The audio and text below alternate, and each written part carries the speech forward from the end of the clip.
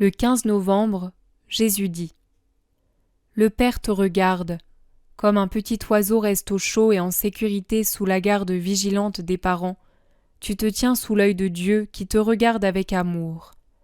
Dis-toi que tu es couvé, réchauffé, nourri par l'amour. Le Dieu éternel, notre Père, veille sur toi. Vois et sens cette force qui t'inonde du haut des cieux, ce rire qui te remplit de joie surnaturelle, cette lumière qui te réchauffe et te guide. Il faut que tu la voies avec les yeux de l'esprit pour pouvoir en faire aujourd'hui ton pain. Tu recevras d'autres nourritures et bien amères, mais ce pain-là nourrira tellement ton esprit qu'elles ne pourront pas te tuer. Pendant que je corrigeais les feuilles dactylographiées, je reçus tout à coup cette communication. Je la reçus à un moment où je lisais des pages bien loin d'être gaies concernant des choses personnelles. C'étaient des dictées d'une sévérité générale et terrible. Et simultanément, je vis en esprit l'amour du Père.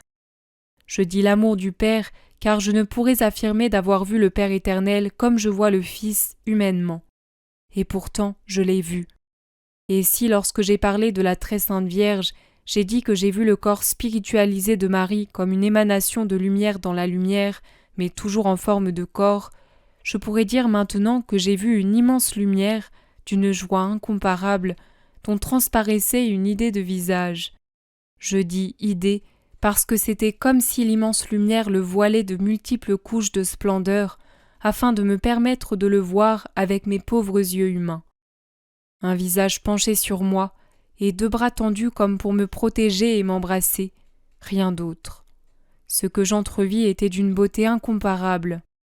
Un vif regard d'une éternelle jeunesse et pourtant imprégné d'une dignité d'âge mûr et de la bonté du regard d'un vieillard. Le visage était aussi majestueux, mais sans les signes de la vieillesse ou d'une excessive jeunesse. Un visage parfait d'âge et de forme. Pauvre parole, comme vous me faites pitié par votre insuffisance à décrire. Ce qui de plus est absolument indescriptible est ce que mon Jésus appelle le rire du Père.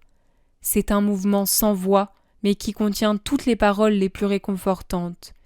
Et moi, vraiment comme un petit oiseau jusque-là tremblant de solitude et de peur, de froid et de langueur, j'en suis pénétré, réchauffé, sécurisé.